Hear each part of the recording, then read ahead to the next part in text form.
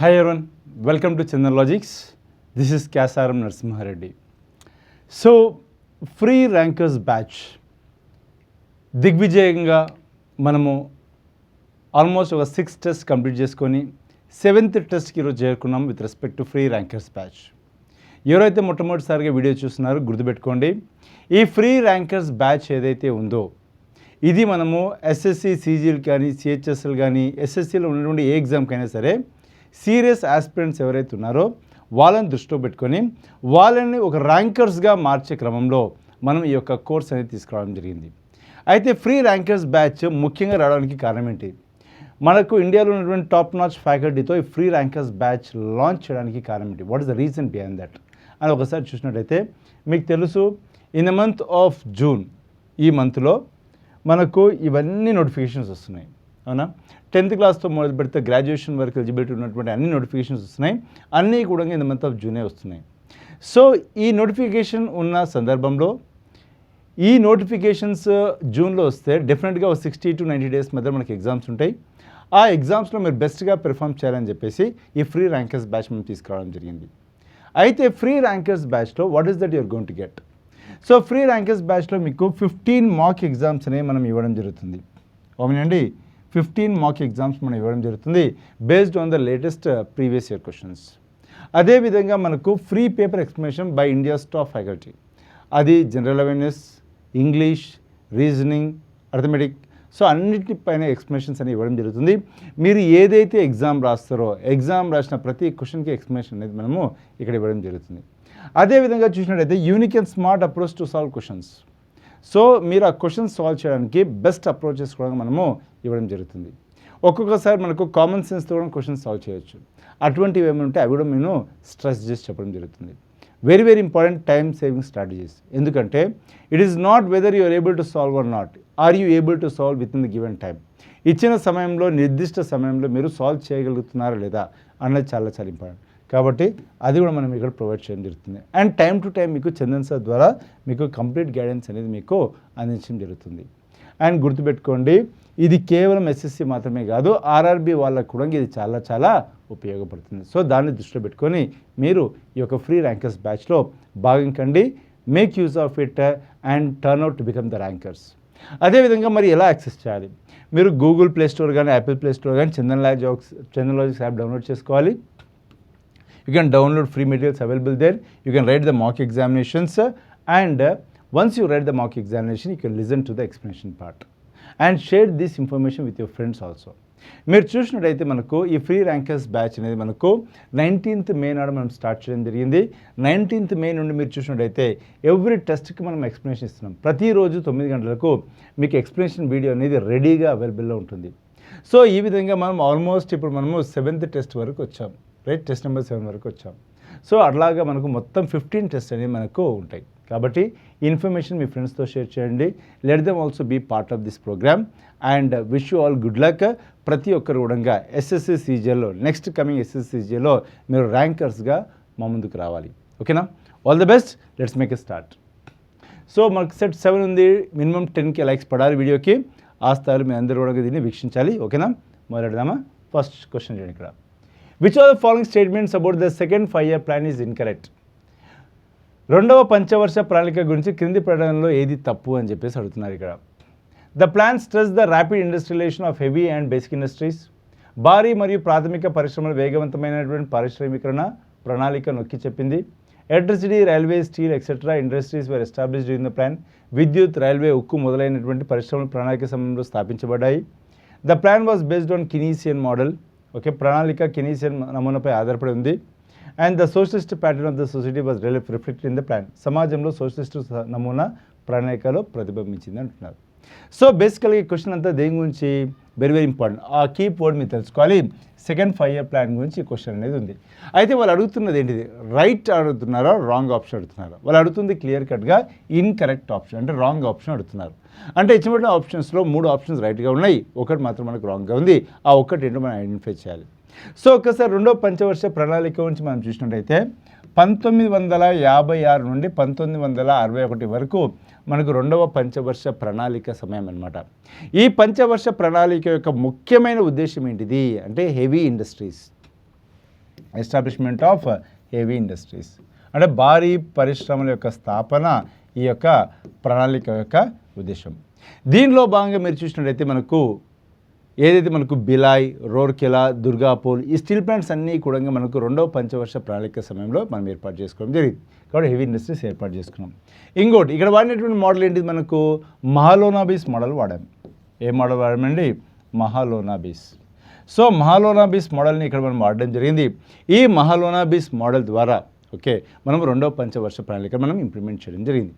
PC మహాలోనాబీస్ తెచ్చినటువంటి model ఏదైతుందో Russia నుండి ఇన్స్పైర్ అయిన మోడల్ కాబట్టి ఇక్కడ మనకు సోషలిస్ట్ ప్లానింగ్ అనేది కనిపిస్తూ ఉంది. సోషలిస్ట్ ప్లానింగ్ ఎందుకు కనిపిస్తుందని చెప్తున్నాను ఇక్కడ అంటే, ఇక్కడ కంట్రోల్ మొత్తం కూడా ప్రభుత్వం చేతుల్లో తీసుకుంది.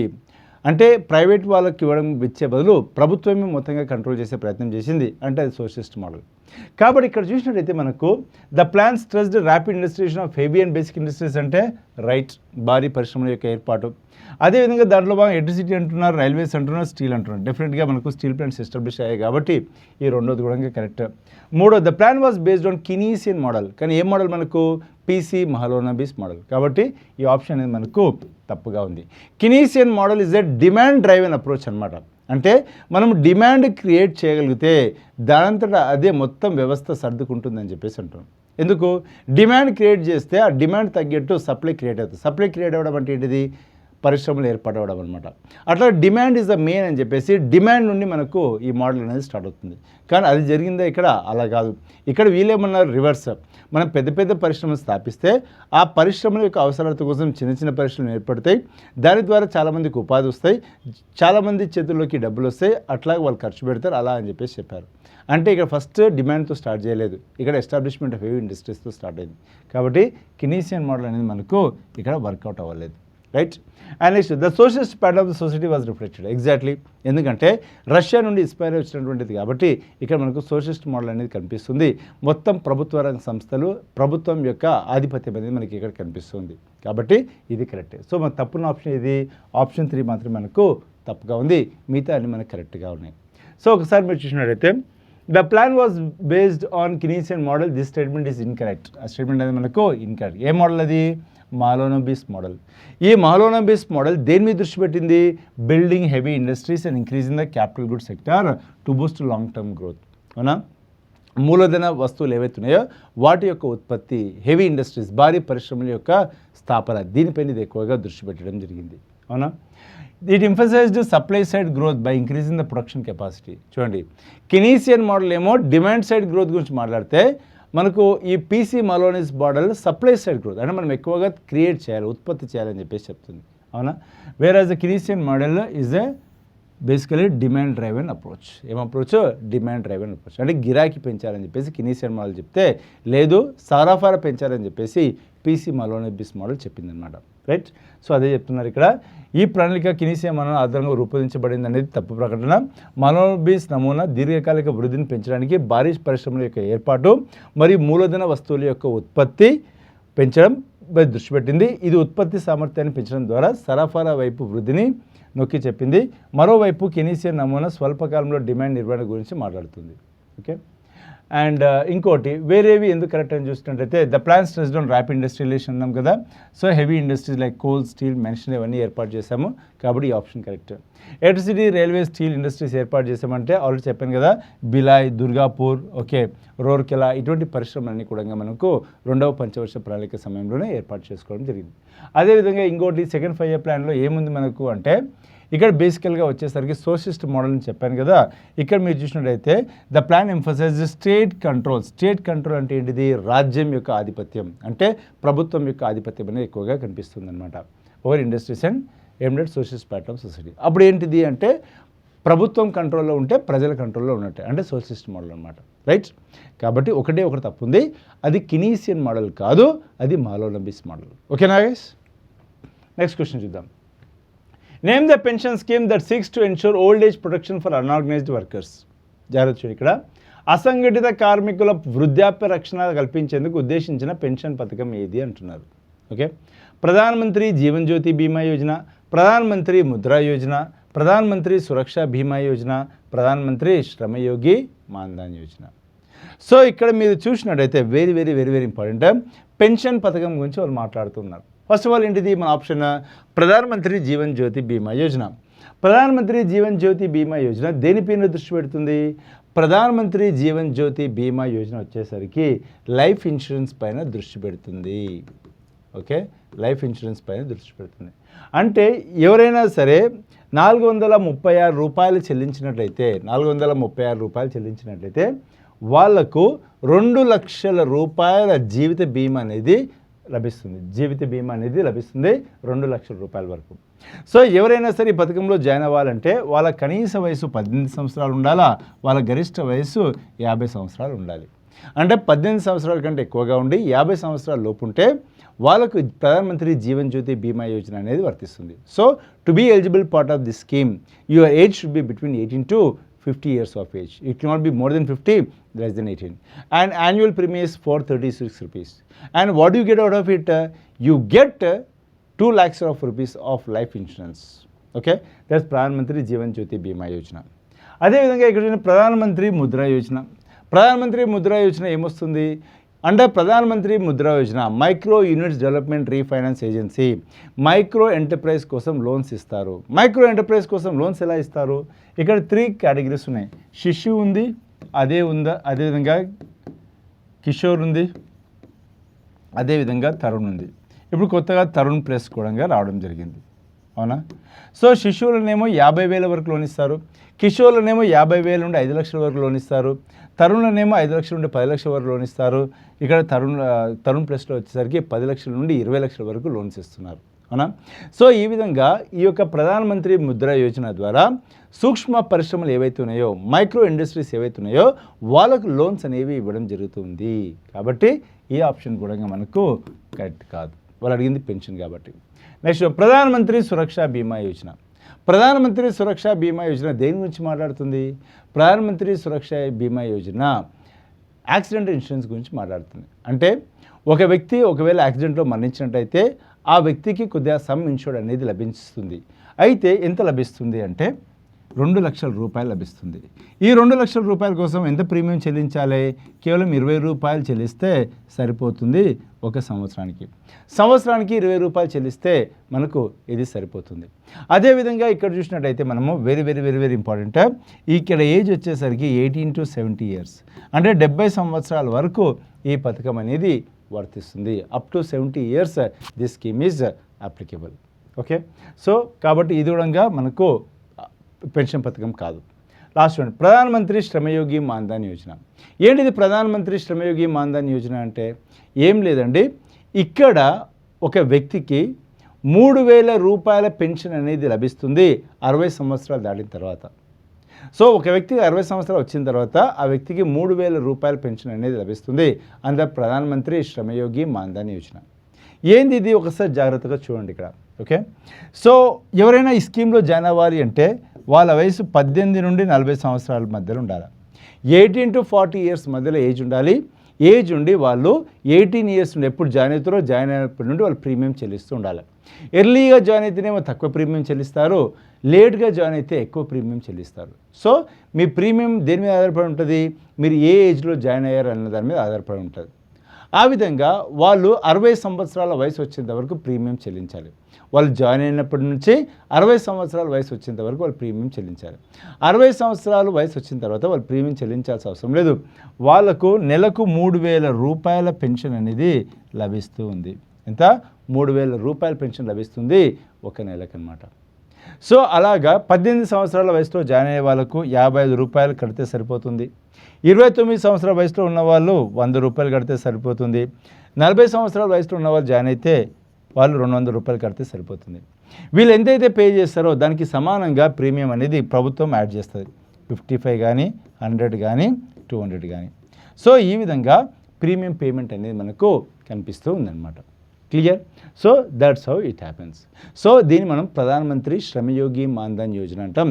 This the right answer. It is a pension scheme for unorganised sector. ఎవరికి వర్తిస్తుంది ఇది? Unorganised sector. అంటే వాళ్ళు ఇన్కమ్ ట్యాక్స్ పే చేస్తూ ఉండకూడదు. నాన్ ఇన్కమ్ ట్యాక్స్ పేయర్స్కి మాత్రమే ఇది వర్తిస్తుంది. Very very very very important Pradhan Mantri Shram Yogi Maandhan Yojana. Clear guys? So I hope చాలామంది రైట్ ఆన్సర్ ఇచ్చారు అనుకుంటున్నాను ఇక్కడ నేను, రైట్? యా. సో అది Pradhan Mantri Shram Yogi Maandhan is pension, okay, అవన్నీ కూడా మనం ఆల్రెడీ చెప్పుకున్నాము. సో 60 సంవత్సరాలు దాటిన తర్వాత వస్తుంది, 3,000 రూపాయల పెన్షన్ వస్తుంది. సో ఈ విధంగా అన్ఆర్గనైజ్డ్ సెక్టర్ అంటే కన్స్ట్రక్షన్ వర్కర్స్ కానీ, స్ట్రీట్ వెండర్స్ కానీ, వీళ్ళందరూ కూడా, రోడ్ సైడ్ వెండర్స్ అందరూ కూడా ఇది వర్తిస్తుంది అనమాట. Next, which of following is not a kharif crop? క్రింది వాటిలో ఖరీఫ్ పంట కానిదే ఇది. సో మనకేమడుతున్నారు, ఖరీఫ్ సీజన్స్ ఉంటే మనకు రబీ సీజన్ కూడా ఉంటుంది.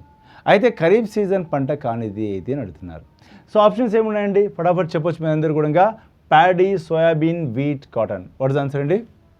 క్విక్గా చెప్పాలి, ప్రతి ఒక్కరు క్విక్గా చెప్పాలి ఆన్సర్ ఏంటి. The answer is nothing but wheat. ఎందుకు వీట్ ఆన్సర్ ఇక్కడ? Very simple logic.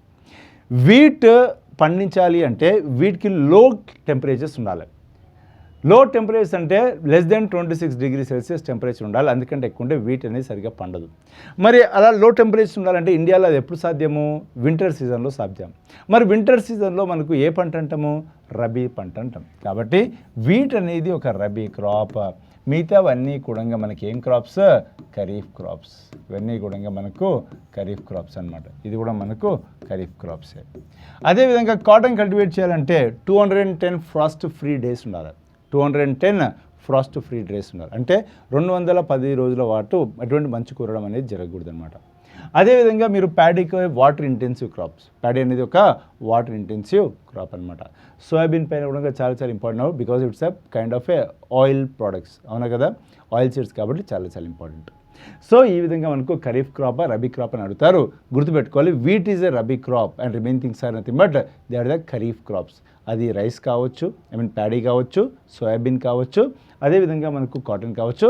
ఇవన్నీ కూడా మనకు ఏం crops? Kharif crops. And kharif season అంటే ఎలా గుర్తుపెట్టుకోవాలి? మనకు జూన్ టు అక్టోబర్ వరకు ఖరీఫ్ సీజన్ చెప్పొచ్చు. నవంబర్ టు ఫిబ్రవరి వరకు మనము రబీ సీజన్గా చెప్పొచ్చు. November to February rabi season, June to October వచ్చేసరికి మనకు ఖరీఫ్ సీజన్. ఓకే. అండ్ గుర్తుపెట్టుకోవాలి, మనకు దాదాపుగా 23+2 మొత్తం 25 పంటలకు ఎంఎస్పి కూడా ప్రభుత్వం అనౌన్స్ చేస్తుంది. ఎంఎస్పి అంటే minimum support price. What is MSP stands for? Minimum support price. గుర్తుపెట్టుకోవాలి, ఇది కూడా చాలా చాలా important. Okay. So kharif crops answer ఏంటి? గోధుమ ఇస్ నాట్ ఖరీఫ్ క్రాప్స్ అన్న, మిగతావన్నీ kharif crops, right? Who among the following Indian classical dancers is associated with Kuchipudi? కింది భారతీయ శాస్త్రీయ నృత్యకారుల్లో కూచిపూడితో సంబంధం ఉన్న వారు ఎవరు అని అడుగుతున్నారు ఇక్కడ. సో ఆప్షన్స్ ఏమున్నాయి? మీనాక్షి మేధి ఉంది, వెంపటి చిన్న సత్యం ఉంది, సంయుక్త పనిగ్రహి ఉంది, మాలవిక సర్కార్ ఉన్నారు. What is answer? The right answer is nothing but Vempati చిన్న సత్యం.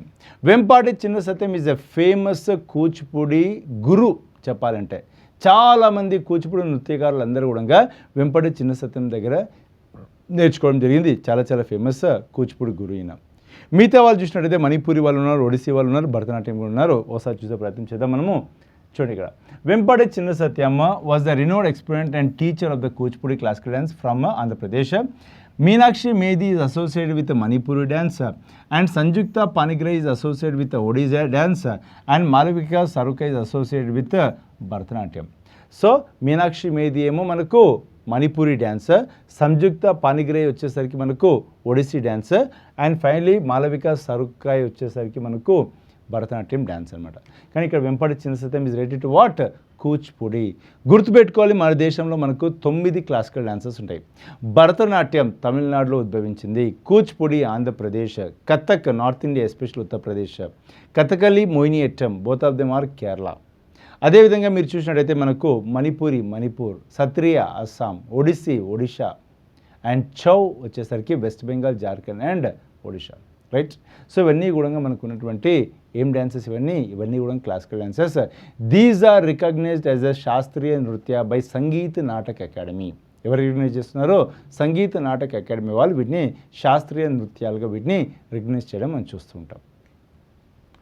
చూడండి ఇక్కడ, which of the following sultans of Delhi primarily adopted a policy of consolidation rather than expansion? అవునా? ఢిల్లీ సుల్తాన్లో ఎవరు ప్రధానంగా విస్తరణ కంటే ఏకీకరణ విధానాన్ని అనుసరించారని చెప్పేసి అడుగుతున్నారు ఇక్కడ. ఇబ్రాహిం లోడి, బాల్బన్, అలావుద్దీన్ ఖిల్జీ, బహలాల్ లోడి. ఆన్సర్ ఏంటిది? సో చాలా ఫేమస్ అని ఈయన is known for blood and iron policy. Blood and iron policy very very famous. Okay. ఎవరైనా is none other than Mr Balban, అవునా? సో ఈయన దృష్టి అంతా కూడా స్ట్రిక్ట్ మిలిటరీ పవర్ని ఇంప్లిమెంట్ చేయడం, అంటే మిలిటరీ పవర్ని స్ట్రాంగ్ చేయడం, స్ట్రిక్ట్ రూల్స్ అండ్ రెగ్యులేషన్స్. ఈయన ఏం నమ్ముతాడంటే స్ట్రాంగ్ మిలిటరీ ఉండి డిసిప్లిన్ ఉంటే అందరు ఎక్కడ వాళ్ళు అక్కడ కరెక్ట్గా ఉంటారని నేను నమ్ముతాడు. ఈయన ఎవరికి కూడా అలసిచ్చేవాడు కాదు.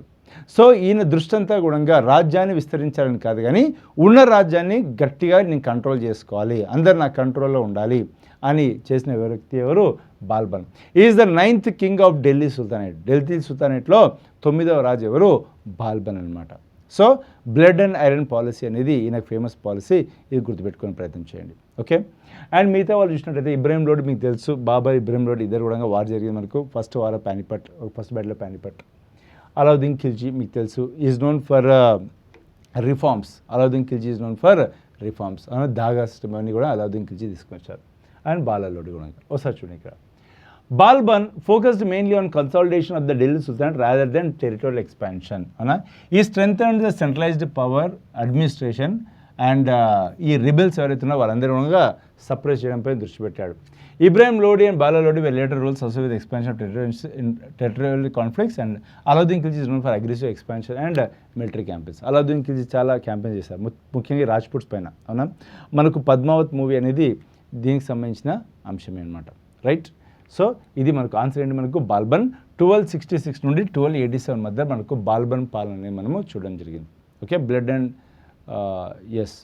Iron policy. ఓకే, అది గుర్తుపెట్టుకోండి. సో అదేవిధంగా మీరు ఎస్ఎస్సి 2025లో వస్తున్న ప్రతి నోటిఫికేషన్ మీరు బెస్ట్గా ప్రిపేర్ అవ్వాలి అంటే మనకి ఇక్కడ ఒక స్పెషల్ బ్యాచ్ అవైలబుల్ ఉంది. ఈ స్పెషల్ బ్యాచ్ ద్వారా మనకు సిజిఎల్, సిహెచ్ఎస్ఎల్, జీడీ, ఎంటీఎస్, స్టెనో, సిపిఐ అన్నీ కూడా దీని కిందకి వస్తాయి. ఈ 3, 6 and 12 months డ్యూరేషన్తో మనకి అవైలబుల్లో ఉంది. అండ్ ఇక్కడ చూసినట్టయితే కంప్లీట్ వీడియోస్ మనకు అవైలబుల్లో ఉన్నాయి. అండ్ ఇది మనకి ఇంగ్లీష్ అండ్ తెలుగు రెండిట్లో అవైలబుల్లో ఉంటుంది. సో లేదు నేను ఓన్లీ సిజిఎల్ ప్రిపేర్ అవ్వాలనుకున్నప్పుడు మీరు ఈ బ్యాచ్ కోర్స్ తీసుకోవచ్చు. ఇది కూడా మనకు 3 and 6 monthsతో అవైలబుల్లో ఉంది. లేదు నేను సిహెచ్ఎస్ఎల్ మాత్రమే ప్రిపేర్ అవుతున్నాను అంటే దాన్ని దృష్టిలో పెట్టుకుని స్పెసిఫిక్ బ్యాచ్ అనమాట ఇది. ఈ 3 and 6 months డ్యూరేషన్తో అవైలబుల్లో ఉంది. లేదు నేను సిపిఓకి ప్రిపేర్ అవుతున్నా అంటే ప్రిలిమ్స్ అండ్ మెయిన్స్ రెండు కలగలిపి మనకు బ్యాచ్ అవైలబుల్ ఉంది 3 and 6 months డ్యూరేషన్తో, బోత్ మీడియం. అదేవిధంగా జీడీ అనుకుంటప్పుడు దాని కూడా సపరేట్గా బ్యాచ్ మనకి అవైలబుల్ ఉంది. అండ్ ఎంటీఎస్ కోసం కూడా మనకి బ్యాచ్ అవైలబుల్ ఉంది. అవునా, అదేవిధంగా మనకు జేఈ, ఎస్ఎస్సి జేఈలో మనకు కాస్త టెక్నికల్ సబ్జెక్ట్స్ ఉంటాయి. సో దాన్ని దృష్టిలో పెట్టుకుని 3 and 6 months డ్యూరేషన్తో మనకి అవైలబుల్ ఉంది. అండ్ ఫైనలీ స్టెనోగ్రాఫర్ కోసం కంప్లీట్ కోర్సు మనకి అవైలబుల్లో ఉందన్నమాట. ఓకే, సో ఇది కూడా మనకు 3 and 6 months డ్యూరేషన్తో ఇంగ్లీష్ అండ్ తెలుగు రెండిట్లో కూడా లభ్యమవుతుంది. ఓకే, చూడండి ఇక్కడ. Which of the following team events is included in the target Olympic podium scheme? TOP scheme అని చెప్పేసి అంటాం. టార్గెట్ ఒలింపిక్ పోడియం పథకంలో క్రింది వాటిలో ఏ జట్టు ఈవెంట్ చేర్చబడింది అంటే జట్టు ఈవెంట్ అంటే టీమ్ ఈవెంట్ అనమాట. ఓకే, సో టెన్నిసా, ఫుట్బాలా, క్రికెటా, హాకీయా? సో ఇక్కడ మీరు చూసినట్టయితే మనకు బేసికల్గా టార్గెట్ ఒలింపిక్ పోడియం అనేది ఒక స్కీమ్ అనమాట. ఏంటి స్కీమ్? మీరు చూస్తే భారతదేశానికి ఒలింపిక్స్లో మెడల్ చాలా తక్కువగా వస్తాయి. మన పొరుగు దేశమైనటువంటి చైనాకు చాలా ఎక్కువగా వస్తాయి. అలానే ప్రపంచంలో చిన్న చిన్న దేశాలు కూడా చాలా ఎక్కువ మెడల్స్ గెలుచుకుంటుంటాయి. కానీ మన భారతదేశం మాత్రం ఇంత పెద్ద దేశమైనా కూడా ఒలింపిక్స్లో మెడల్స్ రావు. కాబట్టి దాని మీద దృష్టి కేంద్రీకరించినటువంటి ప్రభుత్వం టాప్స్ అనే ఒక స్కీమ్ తీసుకొచ్చింది, టార్గెట్ ఒలింపిక్ పోడియం స్కీమ్. ఈ టాప్ స్కీమ్ ద్వారా ఏదైతే ఉందో they are train to find out the right talents and they are train to train them. అంటే ఒలింపిక్స్ కోసం వాళ్ళని ట్రైన్ చేసేసి అప్పుడు వాళ్ళు ఒక సరైన ప్లేయర్స్ని తయారు చేసి వాళ్ళు పంపిస్తున్నారు. అంటే నార్మల్ రొటీన్గా కాకుండా స్పెషల్ ఫోకస్తో వాళ్ళని మనం తయారు చేస్తున్నాం. అయితే దీనిలో మనకు కొన్ని టీమ్ ఈవెంట్స్ ఉంటాయి, కొన్ని మనకు ఇండివిజువల్ ఈవెంట్స్ కూడా ఉంటాయి. సో మన టాప్ స్కీమ్ కింద ఏమి ఉన్నాయంటే టెన్నిస్ ఉందా లేదా అంటే టెన్నిస్ ఉంది, ఫుట్బాల్ ఉందా లేదా ఫుట్బాల్ లేదు, క్రికెట్ ఉందా లేదా క్రికెట్ లేదు, హాకీ ఉందా లేదా హాకీ ఉంది.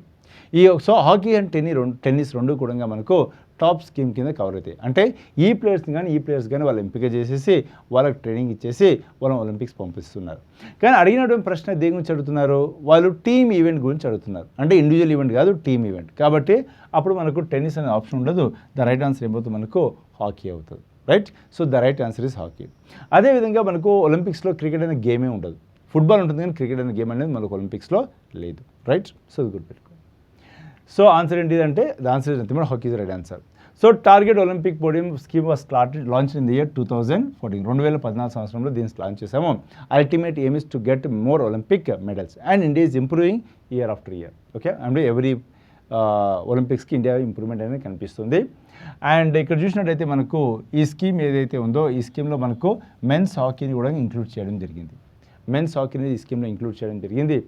అండ్ దీంట్లో వచ్చేసరికి మనకు హాకీ ఉంది కానీ ఏం లేదు, ఫుట్బాల్ లేదు, క్రికెట్ లేదు. అన్న క్రికెట్ అనేది ఒలింపిక్స్లో లేదు, ఫుట్బాల్ ఒలింపిక్స్లో ఉన్నా కూడా ఈ టాప్ స్కీమ్ కింద ఫుట్బాల్ని వాళ్ళు యాడ్ చేయలేదు. ఓకే, అది చెప్పి so tennis is supported but it's a individual sport. Football is not supported and cricket is not part of the Olympics. Clear? So answer ఏంటి మనకు hockey is the right answer. ఇక్కడ చూడండి, articles 214 to 231 in part 6 of the Indian constitution deals with what? భారత రాజ్యాంగంలోని 6వ భాగంలో 2211 నుండి 231 వరకు ఉన్న ఆర్టికల్స్ దేని గురించి వివరిస్తాయి? High court, district court, subordinate court, supreme court.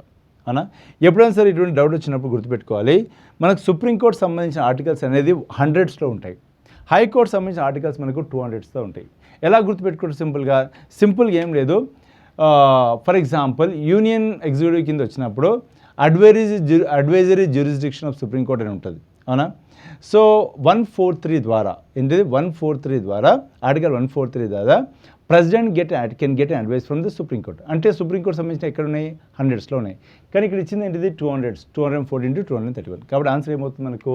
High court అనేది అవుతుంది. అండ్ గుర్తుపెట్టుకోవాలి, డిస్ట్రిక్ట్ కోర్ట్ కానీ సబార్డినేట్ కోర్ట్స్కి స్పెసిఫిక్గా కాన్స్టిట్యూషన్ ఆర్టికల్స్ లేవు.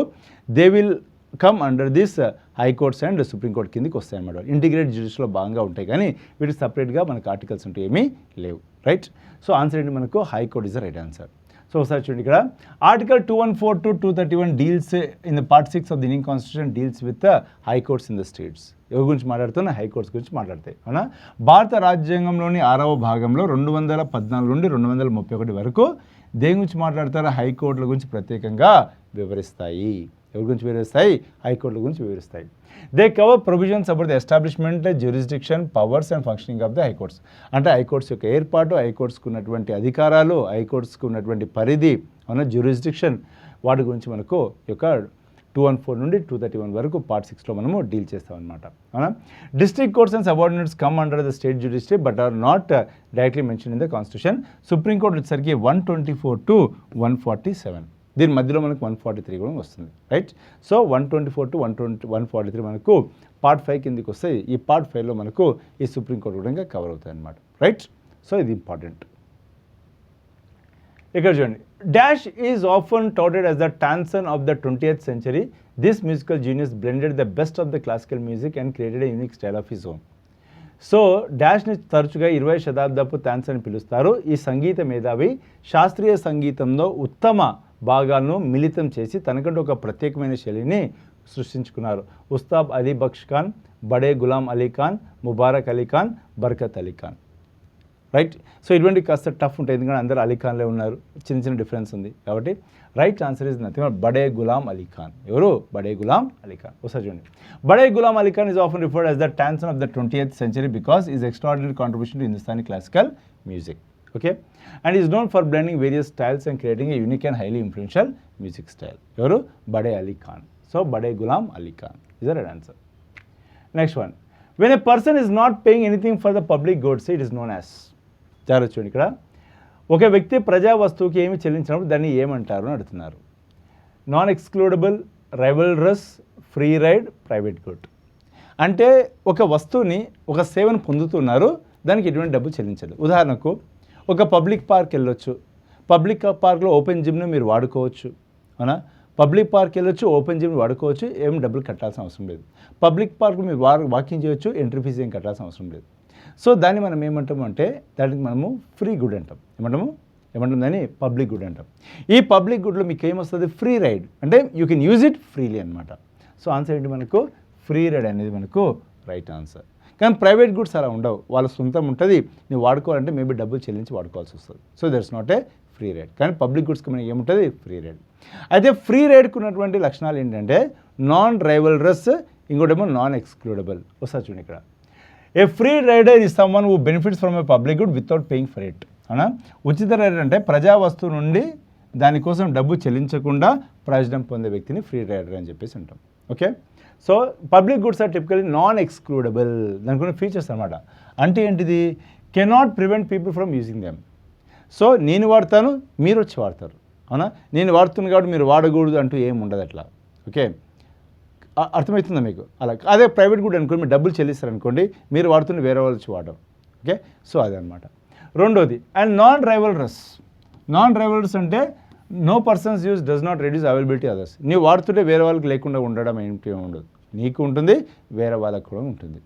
సో దెన్ నాన్ రైవల్రస్ అని చెప్పేసి అంటాం. సో ఇవి దానికి ఉన్నటువంటి లక్షణాలు అనమాట. The free rider problem was arise because people may consume the good without contributing to its cost. Okay, ఈ ఫ్రీ రైడర్లో దానికి ఎటువంటి డబ్బులు చెల్లించకుండా మీరు దాన్ని వాడుతూ ఉంటారు. ఓకే, తర్వాత ఏమవుతుంది, మనకు ఆ యొక్క వస్తువు యొక్క వినియోగం అనేది, శక్తి అనేది కోల్పోతుంది అనమాట. ఓకే, అది ప్రాబ్లం.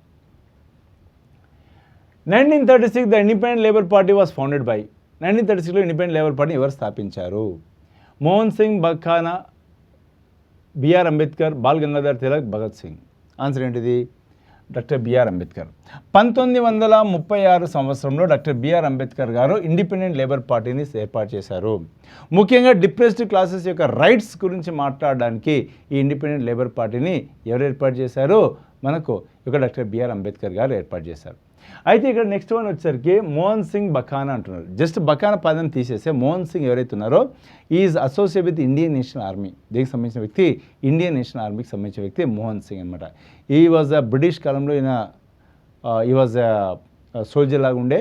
ఈ was captured by the Japanese during war and he surrender with the Japanese and he only created this Indian national army. అదేవిధంగా ఇక్కడ Bal Gangadhar Tilak very very famous, అవునా? Is called as a father of Indian interest అని చెప్పేసి అని కూడా అంటాం. ఎవరిని? బాల్ గంగాధర్ తిలక్ని. And Bhagat Singh is a revolutionary leader. So answer ఏంటి ఇక్కడ మనకు? Doctor B R Ambedkar is the right answer. Okay, so doctor B R Ambedkar is the right answer. Which of the following is not a tributary of Ganga? క్రింది వాటిలో గంగా నదికి ఉపనది కానిది ఏది అంటున్నారు. Right, first of all Yamuna Ganga నదికి ఉపనది కాదా అని చూస్తే మనకు గంగా నది గంగోత్రి గ్లేజియర్ దగ్గర భగీరథి పేరుతోన, సతోపంత్ గ్లేజియర్ దగ్గర అలకనంద పేరుతోన ఉద్భవించి దేవప్రయాగ్ దగ్గర ఇది గంగగా మారి అలా వచ్చేసి అది అలహాబాద్ చేరుకుంటుంది. అలహాబాద్ చేరుకున్న తర్వాత అలాగా వారణాసికి వెళ్తుంది. వారణాసి తర్వాత పాట్నాకి వెళ్తుంది. పాట్నా తర్వాత కిందికి వెళ్తుంది. కిందికి వచ్చిన తర్వాత ఒకటి అట్టుపోయి ఇంకోటేమో హూగ్లీ పేరుతో వస్తుంది. ఆ హూగ్లీ మనకు కోల్కత్తా వరకు వస్తుంది. అయితే ఇలా గంగా వస్తున్నప్పుడు ఇక్కడ యమునోత్రి గ్లేజియర్ దగ్గర యమున స్టార్ట్ అయిపోయి ఆ యమున వచ్చి ఎవరితో కలుస్తుంది? గంగాతో కలుస్తుంది. ఎక్కడ కలుస్తుంది? గంగాతో అలహాబాద్ దగ్గర కలుస్తుంది. ఎక్కడ కలుస్తుంది? అలహాబాద్ దగ్గర కలుస్తుంది. సో యమున వచ్చి గంగాతో అలహాబాద్ దగ్గర కలుస్తుంది కాబట్టి Yamuna is the tributary of Ganga. కాబట్టి ఇది ట్రిబ్యూటరీ కాదంటే it's the tributary of Ganga. Gandak ఎక్కడ వస్తుంది మనకు? మీరు ఒకసారి గంగాకు లెఫ్ట్ సైడ్ ఉన్నటువంటి ట్రిబ్యూటరీస్ చూసినట్టయితే ఫస్ట్ ఇక్కడ రామ్ గంగా వస్తుంది. తర్వాత మనకు వచ్చేసరికి గోమతి వస్తుంది. తర్వాత మనకు గగారా వస్తుంది. తర్వాత మనకు గ్యాండెక్ కూడా వస్తుంది, అవునా? So Gandak. So Ram Ganga, Gomti, Ghaghara, Gandak. So Gandak is also tributary of Ganga. Gandak తర్వాత నెక్స్ట్ ఎవరు వస్తారు? పాట్నా దగ్గర మనకు కోసిగూడెం వస్తుంది. కాబట్టి Kosi is also tributary of Ganga. What about Lohit?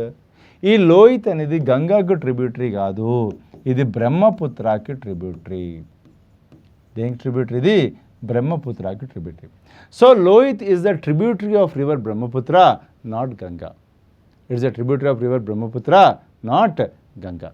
గుర్తుపెట్టుకోవాలి, చాలా చాలా చాలా చాలా ఇంపార్టెంట్. ఓకేనా? సో ఇక్కడ ఒకసారి మీరు చూసినట్లయితే very very very very important. మీరు ఫర్ ఎగ్జాంపుల్ ఇలాగా వస్తుంది అనుకోండి, బ్రహ్మపుత్ర నది మనకి యార్లంగ్ సాంగ్పో అనే పేరుతో వచ్చేసి అది అరుణాచల్ ప్రదేశ్లోకి ఎంటర్ అయిపోయి అరుణాచల్ ప్రదేశ్లో నుండి అస్సాంలోకి ఎంటర్ అయ్యి అస్సాం తర్వాత ఇది మనకు బంగ్లాదేశ్లోకి ఎంటర్ అవుతుంది. అయితే ఫస్ట్ ఇక్కడ జాయిన్ అయ్యే ట్రిబ్యూటరీ ఏమంటే లోహిత్, తర్వాత దిబాంగ్, తర్వాత ధనసిరి, తర్వాత ధనసిరికి ప్యారల్గా సుబనసిరి, తర్వాత మానస్. ఇంపార్టెంట్ ట్రిబ్యూటరీస్ చెప్తున్నాను. తర్వాత మనకు తీస్తా బంగ్లాదేశ్లోకి వెళ్ళిన తర్వాత జాయిన్ అయిపోతుంది అనమాట. సో ఇక్కడ లోహిత్ అనేది ఎవరు ట్రిబ్యూటరీ? బ్రహ్మపుత్రకు ట్రిబ్యూటరీ. బ్రహ్మపుత్ర పేరు మనకు ఈ యొక్క టిబెట్లో ఏమంటాము? యార్లంగ్ సాంగ్పో అంటాం. అదే మనకు అరుణాచల్ ప్రదేశ్లో ఏమంటాము? సియాంగ్ లేదా దిహాంగ్ అంటాం. అదే అస్సాంలో ఏమంటాము? బ్రహ్మపుత్ర అంటాం. అదే మనకు బంగ్లాదేశ్లో ఏమంటాము? జమున అంటాం. ఓకే, సో ఈ విధంగా మనకు పేరుంటాయి. సో ఆన్సర్ ఏంటి మనకు Lohit is the right answer. Lohit is not the tributary of river Ganga. Lohit అనేది మనకు గంగా నదికి ఉపనది కాదు, అవునా. మిగతా యమున, గ్యాండే, కోసి అన్ని కూడా గంగా నదికి ఉపనదులు.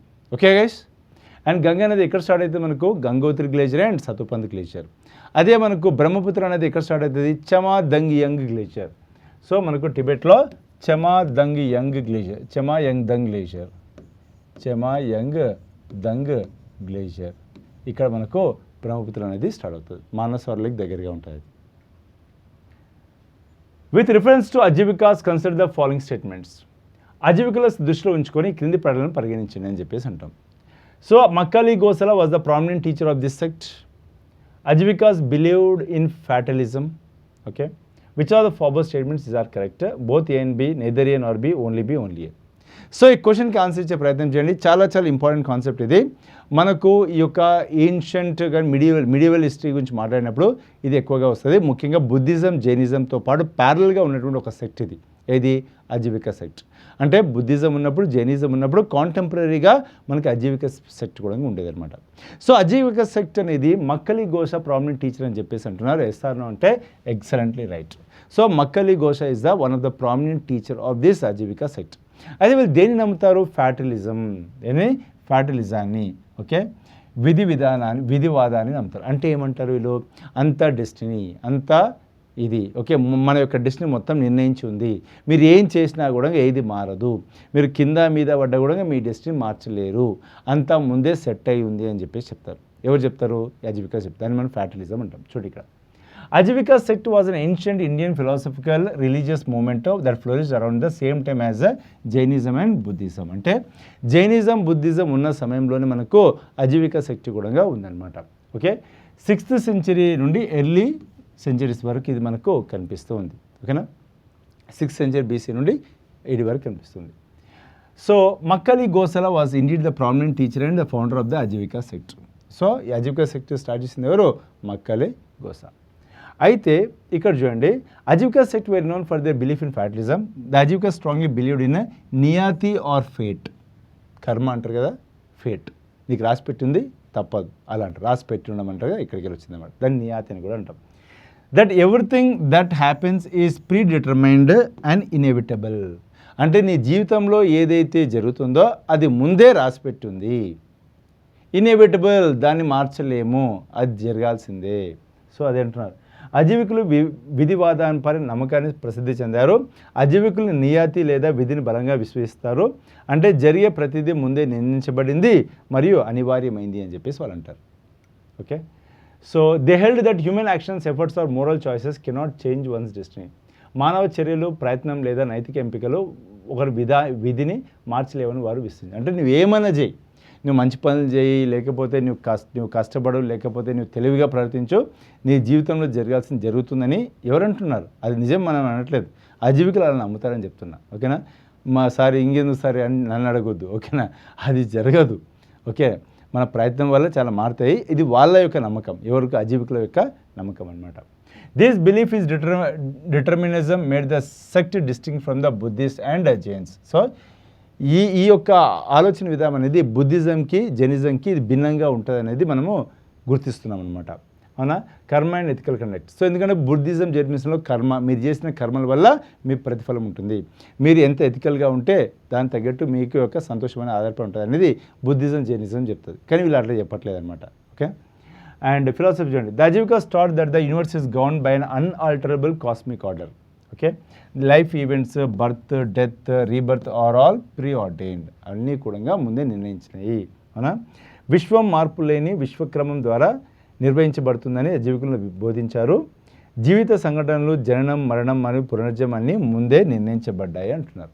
ఇది చాలా బాగా డిఫరెంట్ కైండ్ ఆఫ్ థాట్స్ అనమాట. ఎవరిది? అజీవికాస్. ఓకే, నెక్స్ట్ ఇక్కడ.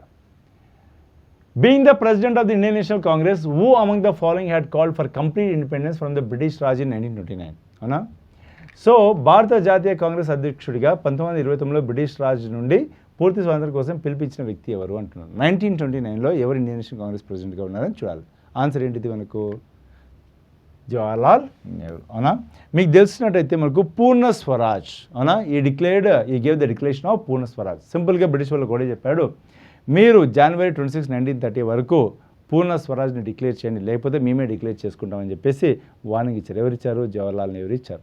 సో అట్లాగే మనకు 1930 జనవరి 26 ప్రతి సంవత్సరం మనము పూర్ణ స్వరాజ్ డేని జరుపుకునే వాళ్ళం.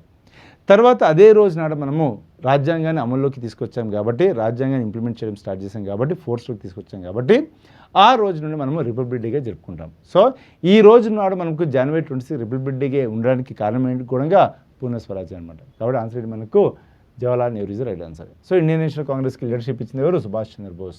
Sardar Vallabhbhai Patel is the first deputy prime minister and also home minister of the country. And Mahatma Gandhi is the Indian freedom movement main leader. The Indian National Congress session 1929 Lahore session was presided by Jawaharlal Nehru. During this session, the Congress officially adopted Purna Swaraj Complete Independence Resolution demanding full independence from the British rule. This marked a shift from early demands of dominion status to complete freedom. అవునా? So 1929 వరకు భారతదేశం dominion స్టేటస్కి okay ఉండే. అంటే ఏంటిది?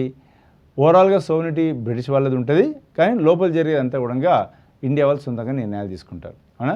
అంటే ఎలా govern చేసుకునేది మన ఇష్టం, కానీ ఓవరాల్గా మన మీద ఎవరు ఉంటారు? బ్రిటిష్ వాళ్ళు ఉంటారు. దాన్ని డొమినియన్ స్టేటస్ అంటాం. అప్పటి వరకు ఆ డొమినియన్ స్టేటస్ ఇచ్చినా చాలు అని మనం ఫైట్ చేసేవాళ్ళం. కానీ 1929 మొత్తం షిఫ్ట్ అయిపోయింది. మాకు కంప్లీట్ ఇండిపెండెన్స్ కావాలి, మా దేశాన్ని మేమే పరిపాలించుకున్నాం, మీ ఆధిపత్యం ఏంటి అన్న విధంగా మనకు కంప్లీట్గా ఈ యొక్క ఐడియా అనేది షిఫ్ట్ అయిపోయింది అనమాట. రైట్?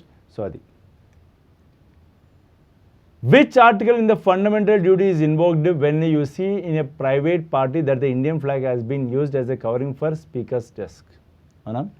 సో ఏమైపోయింది అంటే, మామూలుగా మనకు ఏ పార్టీస్కి వెళ్ళినప్పుడు ఈ డెస్క్ ఉంటుంది కదా, మామూలుగా ఒక స్టేజ్ మీద ఉన్న డెస్క్, ఒక్కోసారి కొంతమంది తెలియక ఇండియన్ నేషనల్ ఫ్లాగ్ని అక్కడ పెట్టుంటారు కవరింగ్ కోసం. ఇది ఫండమెంటల్ డ్యూటీకి అగైనెస్ట్ అనమాట.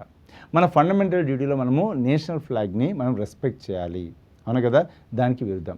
మరి ఏ ఆర్టికల్ ప్రకారం ఇది విరుద్ధం అని అడుగుతున్నారు ఇక్కడ. Article 51AC, article 51AD, article 51AA, article 51AB. Answer ఏంటిది? Article 51AC is the right answer. So under article 51A ఏదైతే మనకు ఫండమెంటల్ డ్యూటీస్ 11 ఉన్నాయో దాంట్లో C ఏదైతే ఉందో respect the Indian national flag అని ఉంది, కాబట్టి దానికి విరుద్ధం అన్నమాట. Article 51AC of the Indian constitution fundamental duty states that it is the duty of every citizen to respect the national flag and national anthem. అవునా? So మన భారతదేశంలో ఉన్న ప్రతి పౌరుడుగా జాతీయ గీతాన్ని కానీ అదే జాతీయ జెండా మనం గౌరవించాలి. Okay? Using the Indian national flag improperly such as using it for covering of the speakers in private party violates respecting the national flag. So జాతీయ జెండాని అది అగౌరవపరిచినట్టు అవుతుందన్నమాట. కాబట్టి article 51AC is the right answer. So ఇవ్వండి మన ముందు ఉన్నటువంటి అంశాలు. రైట్? సో అది. సో ప్రతి ఒక్కరు కూడా ఈ యొక్క వీడియోస్ రెగ్యులర్గా కంప్లీట్ చేయండి, ఎగ్జామ్స్ రాయండి. ఎగ్జామ్స్ రాయడంతో పాటు మీరు ఈ యొక్క ఎక్స్ప్లెనేషన్స్ పాటు వినండి. దాని నుండి చిన్న నోట్స్, షార్ట్ నోట్స్ తయారు చేసుకోండి. ఈ షార్ట్ నోట్స్ తయారు చేసుకుంటే మీకు ఏమవుతుందంటే తర్వాత కాలంలో మీకు రివిజన్ చాలా ఈజీ అవుతుంది. ఇంకొకటి, ఇక్కడ ఏ క్వశ్చన్స్ అయితే మనం కవర్ చేస్తున్నామో దానికి రిలేటెడ్ టాపిక్స్ ఏమైనా ఉంటే అప్పటికప్పుడే మీరు చదువుకోవడం అనేది ఒక అలవాటు చేసుకోండి. అలా చేసుకున్నప్పుడు ఏమవుతుంది? మీ నాలెడ్జ్ లెవెల్స్ గణనీయంగా పెరుగుతాయి. Definitely you'll be the rankers in the upcoming examinations. Okay? Wish all good luck. SSC CGL test series number 7లో మనము జనరల్ సైన్స్ అండ్ కరెంట్ అఫైర్స్ని ఇప్పుడు డిస్కస్ చేద్దాం. ఓకే?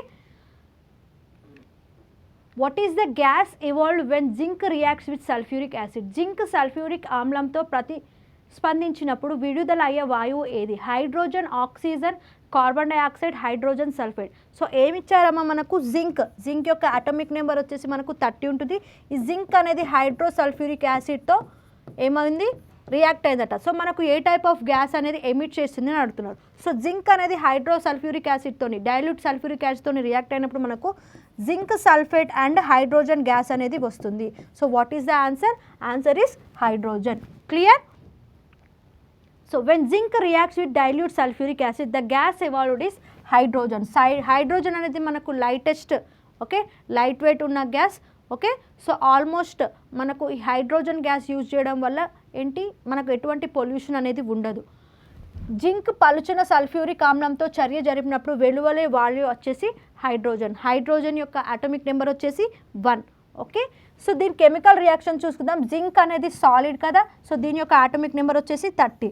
సల్ఫ్యూరిక్ యాసిడ్ అనేది అక్వస్ అంటే అది లిక్విడ్. ఓకే, సో ఇవి రెండు రియాక్ట్ అయినప్పుడు మనకు zinc sulphate and hydrogen gas అనేది ఇస్తుంది. Characteristics of the evolve gas, దీని యొక్క లక్షణాలు ఏంటి? సో ఈ హైడ్రోజన్ గ్యాస్ యొక్క లక్షణాలు ఏంటంటే ఇది colourless and odourless. Hydrogen gas అనేది ఆర్డర్లెస్, దానికి ఎటువంటి స్మెల్ ఉండదు, అదేవిధంగా ఎటువంటి కలర్ కూడా ఉండదు. ఓకే, సో ఆల్మోస్ట్ మనకు ఈ హైడ్రోజన్కి సంబంధించిన ఒక టన్స్ ఆఫ్ హైడ్రోజన్ అనేది రీసెంట్గా ఫ్రాన్స్లో వైట్ హైడ్రోజన్ని డిస్కవర్ చేశారు. ఓకే, దాని యొక్క కాస్ట్ వచ్చేసి $92 ట్రిలియన్ కాస్ట్ హైడ్రోజన్, వైట్ హైడ్రోజన్ని కనుగొన్నారు. ఎక్కడమ్మా? ఫ్రాన్స్లో. Next, which of the following is other name of vitamin C? Pyridoxine, pyridoxal, pyridoxamine, ascorbic acid. So మనకు జనరల్గా vitamins, so vitamins was coined by C M Punk. So ఈ vitamins అనేవి మనకు 2 types ఉంటుంటాయి, water soluble vitamins, fat soluble vitamins. So fat soluble vitamins వచ్చేసి vitamin ఏ, vitamin D, vitamin E, vitamin K. అదేవిధంగా water soluble vitamins చూసుకున్నట్లయితే vitamin B complex and vitamin C. So మనకి ఇక్కడ ఏంటి, విటమిన్ సికి ఇంకొక పేరు ఏంటి అని అడిగారు. సో విటమిన్ సికి అదర్ నేమ్ వచ్చేసి ఆస్కార్బిక్ యాసిడ్. మరి పైరిడాక్సిన్, పైరిడాక్సల్, పైరిడాక్సామిన్ ఇవన్నీ ఏంటంటే they are the forms of vitamin C. So vitamin C, vitamin బి6. ఓకే, విటమిన్ బి6కి ఇంకొక పేరేంటమ్మా? పైరిడాక్సిన్. సో ఇవి రెండు they are the forms of vitamin బి6. Okay, next, so what is the answer? Vitamin సికి ఇంకొక నేమ్ వచ్చేసి ఆస్కార్బిక్ యాసిడ్. సో ఈ విటమిన్ సి అనేది దేనికి ఉపయోగపడుతుందమ్మా? మన స్కిన్కి. సో అదేవిధంగా ఓకే, మన బాడీకి ఈ విటమిన్ సి, కొలాజన్ ప్రొడక్షన్కి ఈ విటమిన్ సి అనేది చాలా యూజ్ అవుతుంది. ఇది మనకు మెయిన్గా ఎక్కడి నుంచి లభిస్తుంది? స్ట్రాబెర్రీస్ నుంచి, ఇంకా లెమన్స్ నుంచి, ఇంకా సిట్రస్ ఫ్రూట్స్ నుంచి మనకి ఈ విటమిన్ సి అనేది వస్తుంది. Ascorbic acid, commonly known as vitamin C, is a water soluble vitamin essential for various bodily functions. ఎందుకమ్మా? ఫర్ కొలోజన్కి, అదేవిధంగా iron and maintenance healthy immune system. మనకు హెల్తీ ఇమ్యూన్ సిస్టమ్ మెయింటైన్ చేయడానికి ఈ విటమిన్ సి అనేది మనకు use. అదేవిధంగా collagen ప్రొడక్షన్కి కూడా ఈ విటమిన్ సి అనేది మనకు యూజ్ అవుతుంది. సో ఇది మనకు ఎక్కడి నుంచి వస్తుందమ్మా? Like strawberries, citrus fruits, vegetables, వీటి నుంచి మనము పొందొచ్చు ఈ విటమిన్ సిని. Humans cannot synthesise vitamin C అండో జనరల్సీ, so it must be obtained through diet or supplements. మనము ఈ విటమిన్ సిని మనము జనరేట్ చేసుకోలేము, ఇది మనకు డైట్ ఆర్ సప్లిమెంట్స్ ద్వారానే ఈ విటమిన్ సి అనేది మనకు వస్తుంది. ఓకే, సాధారణంగా విటమిన్ సి అనే విలువ పడే ఆస్కార్బిక్ ఆమ్లం కొల్లోజన్ సంరక్షణ, ఇనుము శోషణ మరియు ఆరోగ్యపైన రోగ నిరోధక వ్యవస్థ నిర్వహణకు సహా వివాద చూపింది. ఇది మనకు నారింజ పండ్లలో, నిమ్మకాయలలో, స్ట్రాబెర్రీస్లో, బెర్రీస్లో ఇది మనకు లభిస్తుంది. ఓకే, ఇది మనము జనరల్గా జనరేట్ చేసుకోలేము. Humans cannot synthesise vitamin C, but మనం ఎక్కడి నుంచి వస్తుందమ్మా? మనం తీసుకునే ఆహారం నుంచి మనకు ఈ విటమిన్ సి అనేది వస్తుంది. నెక్స్ట్, ఈ పైరిడాక్సిన్, పైరిడాక్సల్, పైరిడాక్సామిన్ ఇవన్నీ ఫార్మ్స్ ఆఫ్ విటమిన్ బి6, but they are not the vitamin C ascorbic acid. Who first stated the principle of refraction that postulates that every substance has a specific bending ratio refractive index? ప్రతి పదార్థం యొక్క ప్రత్యేక వంగింపు నిష్పత్తి వక్రీభవన సూచిక ఉందని ప్రతిపాదించిన ప్రతిఫలనం సూత్రాన్ని మొదటిగా ఎవరు పేర్కొన్నారు? సో మనకు రిఫ్రాక్షన్ అంటే ఏంటమ్మా? సో లైట్ అనేది ఒక మీడియం నుంచి ఇంకొక మీడియంకి ట్రాన్స్మిట్ అయినప్పుడు ఏం జరుగుతుంది? ఆ ఆబ్జెక్ట్ అనేది మనకు బెండ్ అయినట్టు కనిపిస్తుంది. సో ఆ లైట్ రేస్ అనేవి బెండ్ అయినట్టు కనిపిస్తుంది. అర్థమైందా? లైట్ రేస్ అనేవి రేరర్ మీడియం నుంచి డెన్సర్ మీడియంలోకి ట్రావెల్ అయినప్పుడు మనకు ఆ లైట్ రే అనేది బెండ్ అయినట్టు కనిపిస్తుంది. సో అందుకే ఫర్ ఎగ్జాంపుల్ మనం స్విమ్మింగ్ పూల్ చూసుకున్నట్లయితే, మనం నార్మల్గా చూసినట్లయితే అది మనకు తక్కువ లోతునే కనిపిస్తుంది. బట్ ఎప్పుడైతే మనం దాని లోపలికి వెళ్తే దాని డెప్త్ అనేది మనం అనుకున్న దానికన్నా ఎక్కువ ఉంటుంది, due to the which phenomenon refraction వినామ్నా. సో ఇది ఏం చెప్పారంటే ప్రతి లైట్ ట్రావెల్ మీడియంకి ఒక్కొక్క మీడియంకి ఒక్కొక్క బెండింగ్ రేషియో ఉంటుంది. ఆ బెండింగ్ రేషియోని రిఫ్రాక్టివ్ ఇండెక్స్ అంటాము. సో దీన్ని ఎవరు చెప్పారు, ఎవరు ఇన్వెంట్ చేశారు ఈ టైప్? ఎవరు అంటే విల్బోర్డ్ స్నెల్స్. సో ఈ టైప్ ఆఫ్ నేనే మనం స్నెల్స్ లా అంటాము. ఓకే, ఎవరా వ్యక్తి? రిఫ్రాక్టివ్ ఇండెక్స్ అనే కాన్సెప్ట్ని తీసుకొచ్చిన వ్యక్తి ఎవరమ్మా? ఈ విల్బోర్డ్ స్నెల్స్. ఈలానే మనము స్నెల్స్ లా అంటాము. ఓకే, చూద్దాం. Principle of refraction which states that every substance has a specific ratio known as the refractive index. అంటే ఒక్కొక్క సబ్స్టెన్స్కి ఒక్కొక్క మీడియంకి ఒక్కొక్క రిఫ్రాక్టివ్ ఇండెక్స్ ఉంటుంది అన్నట్టు. ఫర్ సపోజ్ వాటర్కి ఒక రిఫ్రాక్టివ్ ఇండెక్స్, ఎయిర్కి ఒక రిఫ్రాక్టివ్ ఇండెక్స్, సాలిడ్స్కి ఒక రిఫ్రాక్టివ్ ఇండెక్స్. ఓకే, సో దాన్ని బట్టి లైట్ అనేది దాని మీద పాస్ అయినప్పుడు దాని బెండింగ్ ఫ్యాక్టర్ అనేది చేంజ్ అవుతున్నట్టు. అంటే ఒక్కొక్క మెటీరియల్కి ఒక్కొక్క రిఫ్రాక్టివ్ ఇండెక్స్ ఉంటుందని చెప్పిన వ్యక్తి ఎవరు విల్బోర్డ్ స్నెలియస్ ఇన్ 1621. అందుకే ఇతని లాని ఏమంటాం మనము స్నెల్స్ లా అంటాము. అర్థమైందా? What is the Snell's law? Snellius discovered that the ratio of the sines of the angles of incidence and refraction is constant. Okay, ఇతను ఏం చెప్పారమ్మా, ఇతను రిఫ్రాక్షన్ అనే ఫినామినాని చెప్పిన వ్యక్తి వచ్చేసి ఈ స్నెలియస్. అందుకే ఈ లాని మనము స్నెలియస్ లా అంటాం. ఏంటి ఈ లా ఏం చెప్తుంది? ఒక్కొక్క మెటీరియల్కి ఒక్కొక్క బెండింగ్ ఫ్యాక్టర్ ఉంటుంది. ఓకే, లైట్ అనేది ఒక మీడియం నుంచి ఇంకొక మీడియంకి ట్రాన్స్మిట్ అయినప్పుడు ఒక్కొక్క మెటీరియల్కి ఒక్కొక్క బెండింగ్ రేషియో ఉంటుంది. ఆ బెండింగ్ రేషియోని రిఫ్రాక్టివ్ ఇండెక్స్ అంటాము. సో ఇది ఎక్స్ప్లెయిన్ చేసిన వ్యక్తి వచ్చేసి ఎవరమ్మా? స్నెలియస్. సో అందుకే దీన్ని స్నెల్స్ లా అంటాము. సో ఇతను రిఫ్రాక్షన్ ఫినామినాని తీసుకొచ్చిన వ్యక్తి. Okay, next, who published Systema Naturae in 1735 classifying the 3 kingdoms of nature and outlining the sexual system for the classification of plants. Charles Darwin, Robert Whittaker, Ernst Haeckel, Cornelius Linnaeus. So Systema Naturae in 1735 ఏం చేశారంటే he has classified the kingdom into 3. Okay, ఇతను ఏం చేశారు? he has classified the 3 kingdoms in of nature. So who is he? Who has classified the kingdom of nature? Who has classified the kingdom of plants into 3? ఎవరు?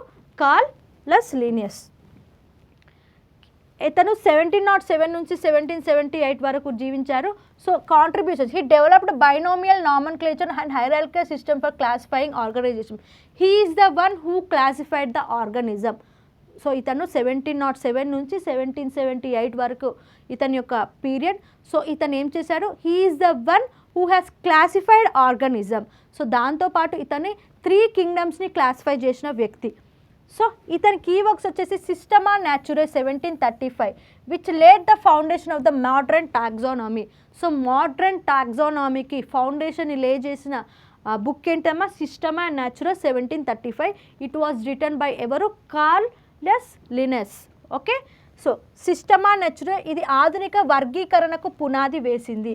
Ernst Haeckel, ఇతను ఎవరు? He is the contribution కాండ్లమ్స్ ecology, phylogeny and ontogeny అనే టర్మ్స్ని coin చేసిన వ్యక్తి వచ్చి ఈ Ernst Haeckel. Okay, next, Robert Whittaker ఎవరు? ఈ రాబర్ట్ విట్టేకర్ అనే వ్యక్తి కింగ్డమ్స్ని 5గా క్లాసిఫై చేశారు. ఓకే, ఈ రాబర్ట్ విట్టేకర్ అనే వ్యక్తి కింగ్డమ్స్ని 5గా క్లాసిఫై చేశారు. Next, Monera, Protista, Fungi, Plantae and Animalia. ఏంటా 5? Monera, Protista, Fungi, Plantae and Animalia లాగా ఈ రాబర్ట్ విట్టేకర్ కింగ్డమ్స్ని 5గా క్లాసిఫై చేశాడు. ఆ వ్యక్తి ఎవరు? ఆ వ్యక్తి కార్నెలియస్ లిన్నస్. అతను 3 kingdomsగా క్లాసిఫై చేశారు. అండ్ ఆర్గానిజమ్స్ని క్లాసిఫై చేసిన వ్యక్తి కూడా అతని యొక్క బుక్కే ఈ సిస్టమా న్యాచురే. నెక్స్ట్ ఎవరు? Charles Darwin. చార్ల్స్ డార్విన్ ఎవరు? He formulated the theory of evolution by natural selection. Okay, ఇతని యొక్క బుక్ వచ్చేసి ఏంటమ్మా? Origin of Species 1859. Origin of Species, Charles Darwin, Systema Naturae, Cornelius Linnaeus. Remember. Okay, next, the most common rainfall measurement in the total rainfall depth during a given period which is expressed in. మనం రెయిన్ఫాల్ని ఏ మెజర్మెంట్స్లో అంటే measure చేస్తామని అడుగుతున్నారు. డెప్త్ని ఎలా measure చేస్తామంటే millimetres. Clear? So rainfall యొక్క మెజర్మెంట్ని మనము డెప్త్ని ఎలా measure చేస్తాం? మిల్లీమీటర్స్లో మెజర్ చేస్తాం. Rainfall is typically quantified as the depth of water that would accumulate on the flat impervious surface if there was no runoff infiltration. Okay, the depth is expressed in millimetres. So వర్షపాతము సాధారణంగా ప్రవాహం. So వర్షపాతంని మనము ఎందులో measure చేస్తామో, వర్షపాతం అనేది మనం ఎందులో డెప్త్ని ఎందులో మెజర్ చేస్తాము? మిల్లీమీటర్స్లో మెజర్ చేస్తాము. Okay, next, international standards. Millimetres are the standard unit used in metrology internationally. So ఇంటర్నేషనల్గా మెట్రాలజికల్ వాళ్ళు ఏ విధంగా ఈ డెప్త్ ఆఫ్ రెయిన్ఫాల్ని మెజర్ చేస్తారో సో అదే మనము స్టాండర్డ్గా ఫాలో అవ్వాలి. What is that? ఈ రెయిన్ఫాల్ యొక్క డెప్త్ని ఏ విధంగా మనం మెజర్ చేస్తామో మిల్లీమీటర్స్లో. నెక్స్ట్, సంజీవ్ ఖన్నా గారు రిటైర్ అయ్యారు కదా, సో మే 13న రిటైర్ అయ్యారు. సో దాని వెంటనే ఎవరు ఎలక్ట్ అయ్యారు 52nd chief justice of India అంటే BR Gavai. Okay, BR Gavai has now elected as the 52nd chief justice of India. Bhushan Ramakrishna Gavai అతను ఎప్పటి నుంచి ఎఫెక్టివ్ అమ్మ, succeeding Sanjiv Khanna. So May 14th నుంచి he is our chief justice of India. SSC CGL 2025 special batch course is available on Chandan logistics. ఇందులో అన్ని SSC exams cover అయ్యే విధంగా ఈ కోర్స్ అనేది డిజైన్ చేశారు. సో ఈ క్లాసెస్ అన్ని మనకు తెలుగు మీడియంలో ఉంటాయి, అదేవిధంగా ఇంగ్లీష్ మీడియంలో కూడా అవైలబుల్గా ఉంటాయి. SSC CGL 2025 special batch course కూడా మన చందన్ లాజిస్ యాప్లో అవైలబుల్ ఉంది. ఈ క్లాసెస్ కూడా మనకు తెలుగు మీడియంలో ఉంటాయి, అదేవిధంగా ఇంగ్లీష్ మీడియంలో అవైలబుల్గా ఉంటాయి. SSC CHSL 2025 special batch course కూడా మన చందన్ లాజిస్ యాప్లో అవైలబుల్ ఉంది. ఈ క్లాసెస్ కూడా మనకు తెలుగు మీడియంలో ఉంటాయి, అదేవిధంగా ఇంగ్లీష్ మీడియంలో అవైలబుల్గా ఉంటాయి. ఎస్ఎస్సి CBO ప్రిలిమ్స్ ప్లస్ మెయిన్స్కి సంబంధించి కంప్లీట్ కోర్స్ కూడా మన చందన్ లాజిస్ యాప్లో అవైలబుల్ ఉంది. ఈ క్లాసెస్ కూడా మనకు తెలుగు మీడియంలో ఉంటాయి, అదేవిధంగా ఇంగ్లీష్ మీడియంలో అవైలబుల్గా ఉంటాయి. SSC GD 2025 special batch course కూడా మన చందన్ లాజిస్ యాప్లో అవైలబుల్ ఉంది. ఈ క్లాసెస్ కూడా మనకు తెలుగు మీడియంలో ఉంటాయి, అదేవిధంగా ఇంగ్లీష్ మీడియంలో అవైలబుల్గా ఉంటాయి. SSC MTS 2025 special batch course కూడా మన చందన్ లాజిస్ యాప్లో అవైలబుల్ ఉంది. ఈ క్లాసెస్ కూడా మనకు తెలుగు మీడియంలో ఉంటాయి, అదేవిధంగా ఇంగ్లీష్ మీడియంలో అవైలబుల్గా ఉంటాయి. SSC JEE 2025 special batch course కూడా మన చందన్ లాజిస్ యాప్లో అవైలబుల్ ఉంది. ఈ క్లాసెస్ కూడా మనకు తెలుగు మీడియం ఉంటాయి, అదేవిధంగా ఇంగ్లీష్ మీడియంలో అవైలబుల్గా ఉంటాయి. ఎస్ఎస్సి స్టెనోగ్రాఫర్కి సంబంధించిన స్పెషల్ బ్యాచ్ కోర్స్ కూడా మన చందన్ లాజిస్ యాప్లో అవైలబుల్ ఉంది. ఈ క్లాసెస్ కూడా మనకు తెలుగు మీడియంలో ఉంటాయి, మరి ఇంగ్లీష్ మీడియంలో అవైలబుల్ ఉంటుంది. అన్లిమిటెడ్ యాక్సెస్ ఉంటుంది, నెంబర్ ఆఫ్ టైమ్స్ మనం మాక్ టెస్ట్ రాసుకోవచ్చు, టాపిక్ వైజ్ మాక్ టెస్ట్, అదేవిధంగా ఫుల్ లెంత్ మాక్ టెస్ట్ కూడా ఉంటుంది. Next, project Kuiper is a satellite broadband initiative of which organization? SpaceX, Amazon, Google, Facebook. So రీసెంట్గా project Kuiper అనే అమెజాన్కి వాళ్ళకి సంబంధించింది. సో ఇది ఏం చేస్తుందంటే నెట్వర్క్ సర్వీసెస్ని అన్రిజర్వ్ ఏరియాస్లో ఏంటి వైఫై యాక్సెస్ని ప్రొవైడ్ చేయడానికి స్టార్లింక్ ఎయిర్టెల్కి సంబంధించిన స్టార్లింక్ వాళ్ళతో పోటీగా అమెజాన్ వాళ్ళు ప్రాజెక్ట్ క్యూపర్ని తీసుకొచ్చారు. So what is the answer? Amazon. So Project Kuiper is Amazon initiatives to provide global broadband internet through a constellation of low earth orbit satellites. Okay, so శాటిలైట్స్ని base చేసుకొని low earth orbit శాటిలైట్స్ని base చేసుకొని వీరు broadband connections అనేది provide చేయడానికి Amazon company వాళ్ళు project క్యూపర్తో ముందుకొచ్చారు. ఎవరికి పోటీగా? ఎయిర్టెల్ స్ట్రీమ్ లైన్ వాళ్ళకు పోటీగా. Next, the special 301 report assessing global intellectual property rights is published by which organisation?